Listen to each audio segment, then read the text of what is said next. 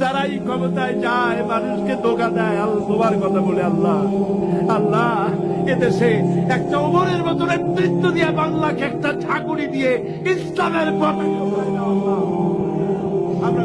আমরা ক্ষমতায় গিয়ে আমরা অনেক কিছু করবো তা চাই না। আমরা শুধু চাই কোরআন এবং সুন্নাহর রাজ কায়েম হোক, কোরআনের আইন চালু হোক, দেশে শান্তি ফিরে আসুক, এটাই চাই। আল্লাহ সরকারকে কথা বোঝার তৌফিক দাও।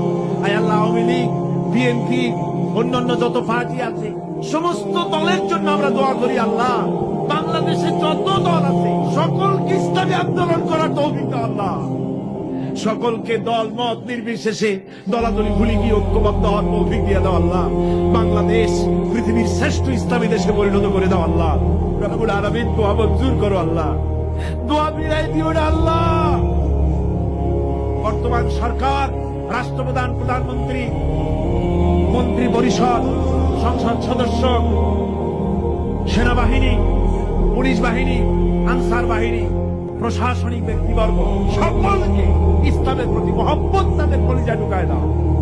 বাংলাদেশে যত সাংবাদিক আছে সমস্ত সাংবাদিকদেরকে বোঝার তৌফিক দাও, ইসলাম ছাড়া উপায় নাই, একথা বোঝার তৌফিক দাও। আমরা সকলের জন্য দোয়া করি, ছাত্র, শিক্ষক, মেহনতি জনতা, রাজনৈতিক দল, সবার জন্য দোয়া করি। আল্লাহ, সকলকে ইসলামে আসার তৌফিক দান করে দাও।